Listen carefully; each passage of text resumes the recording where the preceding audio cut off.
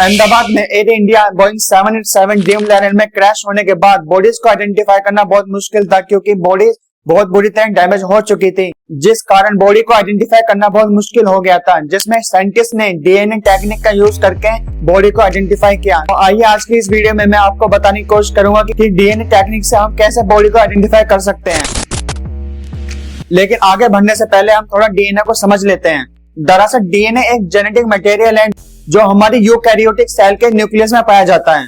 इसका स्ट्रक्चर देखें तो डबल हेलिक्स होता है और यह हमारी बॉडी के 23 क्रोमोसोम्स के पेयर में पाया जाता है, जो हमारे पेरेंट्स के थ्रू बॉडी के अंदर आता है।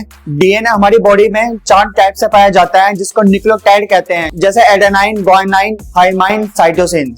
इन चारों सीक्वेंस के अंदर हमारी जेनेटिक इंफॉर्मेशन होती है। डीएनए को हम कई बायोलॉजिकल मटेरियल से ले सकते हैं, जैसे सलाइवा, सीमन, ब्लड और अदर बॉडी फ्लूइड्स। इन सैंपल को कलेक्ट करके और इनको एनालाइज किया जाता है, जिसको हम डीएनए प्रोफाइल कहते हैं, जिसको हम आगे समझेंगे। अब बात करते हैं डीएनए एनालिसिस टेक्निक की। दरअसल ये एक साइंटिफिक मेथड है जिसमें इंडिविजुअल के जेनेटिक मटेरियल को आइडेंटिफाई किया जाता है और उसके जीन्स को डिटेक्ट किया जाता है। इस टेक्निक के अंदर देखें तो डीएनए प्रोफाइल का सबसे ज्यादा यूज किया जाता है। तो आइए सबसे पहले हम डीएनए प्रोफाइल को देखते हैं। दरअसल डीएनए प्रोफाइल, जिसे डीएनए फिंगरप्रिंटिंग भी कहते हैं, ये इंडिविजुअल के यूनिक डीएनए को आइडेंटिफाई करता है।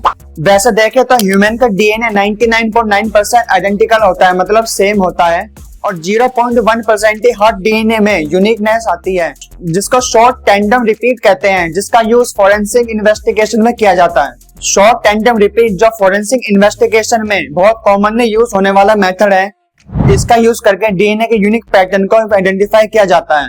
डीएनए प्रोफाइल की अगर प्रोसेस को देखें तो सबसे पहले आइडेंटिफिकेशन किया जाता है, जिसमें सबसे पहले आइसोलेशन का यूज किया जाता है, जिसमें डीएनए को बायोलॉजिकल सैंपल से अलग किया जाता है। फिर इसको प्यूरिफाई किया जाता है और कंसंट्रेशन लेवल को देखा जाता है। फिर एम्प्लीफिकेशन प्रोसेस में डीएनए को रेप्लिकेट किया जाता है, ताकि इन्वेस्टिगेशन प्रोसेस में डीएनए काफी मात्रा में हो। फिर विजुअलाइजेशन के प्रोसेस में डीएनए के स्पेसिफिक सीक्वेंस को आइडेंटिफाई किया जाता है। फिर डीएनए प्रोफाइल को कंपेयर करके और कैलकुलेट करके इसके प्रोबेबिलिटी को मैच किया जाता है।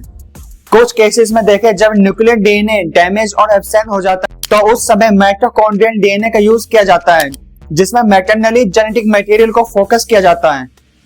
इसके आइडेंटिफिकेशन में डीएनए को मैटरनल रिलेटिव्स के साथ मैच किया जाता है, क्योंकि माइटोकॉन्ड्रियल डीएनए हमारी सेल्स के अंदर मल्टीपल कॉपी में एग्जिस्ट करता है, जिस कारण इसकी सर्वाइवबिलिटी अधिक होती है।